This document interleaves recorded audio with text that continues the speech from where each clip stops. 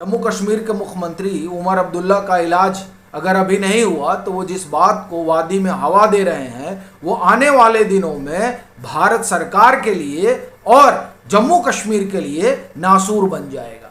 तब सवाल ये उठता है कि वो कर क्या रहे हैं। तो दरअसल वो 13 जुलाई 1931 को जो कुछ हुआ था कहाँ, कश्मीर में, उसे माना जाता है कि वहीं से घाटी में या आप कहें कि जम्मू कश्मीर में अलगाववाद की नींव रखी गई। अब वो जो नींव है वो कमजोर हो चली है 370 हटने के बाद। चूंकि 13 जुलाई को जो ये लोग शहीदी दिवस मनाते थे और फिर जो 22 लोग मारे गए 1931 में, उनको लेकर आप एक तरह से कहें कि वहाँ फातिहा वगैरह पढ़ते थे, वो सब 370 हटने के बाद से बंद हो गया। चूंकि केंद्र शासित प्रदेश बन गया तो राष्ट्रपति शासन लग रहा था और सरकार ये जान रही थी, भारत सरकार की, किस तरह से इसके ज़रिए चीज़ों को बद से बदतर किया जा सकता है।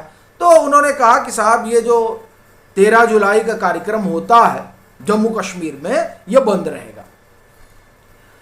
बड़ी चीज़ ये है कि उमर अब्दुल्ला की सरकार बनने के बाद भी ये बंद रहा। 2024 में तो नहीं गए थे उमर अब्दुल्ला दीवार फांद कर गेट पर चढ़कर फातिहा पढ़ने, लेकिन 2025 में उन्होंने ऐसा किया।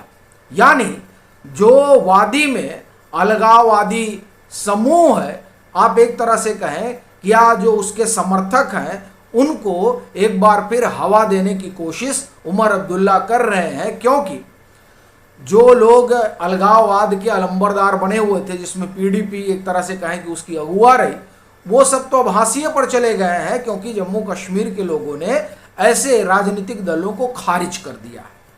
तो अब नेशनल कॉन्फ्रेंस वो जो स्पेस वादी में बचा हुआ है उसको भी हासिल करने के लिए इस तरह की जो हवा बयार है उसको बल दे रहे हैं, जिसमें अलगाववाद की बू आती है। भारत सरकार को इस पर कार्रवाई जरूर करनी चाहिए, नहीं तो उमर अब्दुल्ला जिस रास्ते पर चल रहे हैं वो दरअसल कहीं ऐसा ना हो कि वादी को, जम्मू कश्मीर को फिर वहीं ले जाकर खड़ा कर दे जहां से 2019 में भारत सरकार निकाल कर लेकर आई है।